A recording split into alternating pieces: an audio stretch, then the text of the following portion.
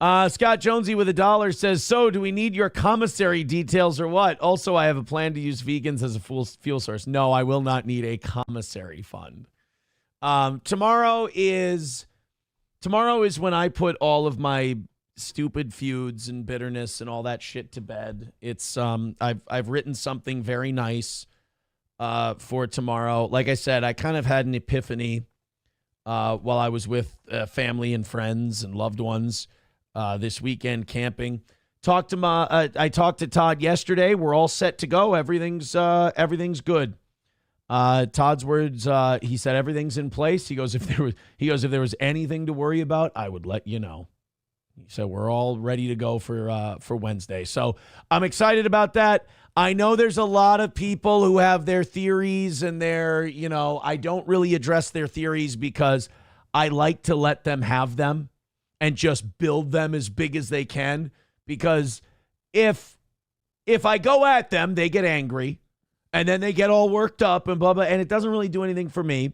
But if I just stay quiet and I let them continue just blah, blah, blah, do me this, don't worry, they'll have plenty of time to get mad tomorrow when, everything they've created in their head doesn't happen.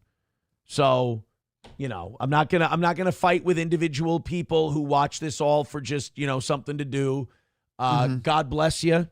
I hope whatever you're doing, I hope it makes you happy. You seem to get, I will say this about the Steel Toe hate group. It doesn't seem to be doing a lot for you.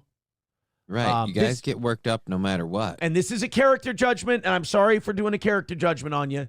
But watching from afar, I will tell you, it does not seem to be making you happy. Everything involving me seems to make you very upset. I don't know if you're really getting anything out of it.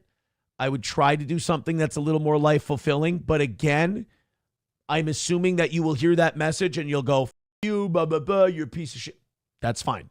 And you can do that. I'm just saying, if you had a quiet moment where it was coming from someone other than me, you might hear the message. Because again, it doesn't, I'm doing very well. I'm so happy. I have so many great things in my life. And you following me and getting angry at me and watching things you want to happen, not happen, it doesn't seem to be making you happy.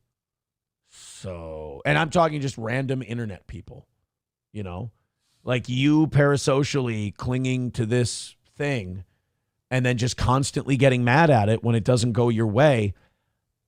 I don't know who you think you're doing it toward. You're not doing it towards me because I'm not paying attention. I'm thrilled. I'm happy. I have so many great things going on.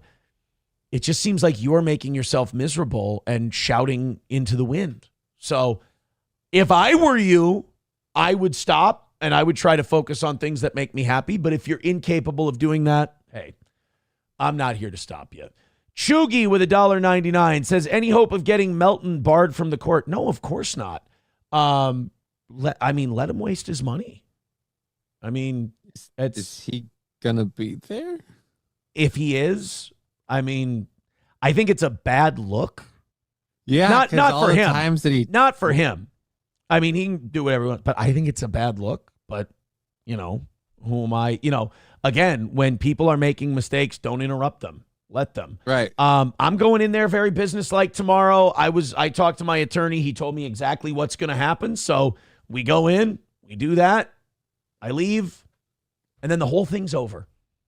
It's all done. And I've been looking forward to this day for so long. And nothing is going to be able to take that away from me tomorrow. 3, again, I think there's an inner peace missing from a lot of these people, but that's a journey. That's not something I can control. So I hope they can figure that out on their own. $1 from 383 Novocaine says, is the goal going towards your commissary for your violation? Yeah, that's not, if the violation thing was very serious, guys, I have bad news. They would have hauled me in. It's not. And the other thing is, people don't really understand how any of this works, which is good. It means you've never been in the system. The thing that happened last week is not a criminal charge. I don't have any new criminal charge. I don't have anything like that. It's simply someone saying, hey, we think you might be a little fuzzy on these rules of this release. Well, the release is over tomorrow. So there's really nothing. There's nothing to be done, essentially. But again, I say that to people, they get mad. They're like, you're a liar, you're a this, you're that. I'm like, I'm sorry. Like, I've talked to the attorneys involved. I mean, I know what's going on. I'm sorry. Again, there's an inner piece missing from you. I hope you find it. I don't seem to be giving it to you. PayPal says, you seem to be the flavor of the month with Shuli. Well, I will say this. I am always happy to fix people when their numbers are dying or when they're having struggles.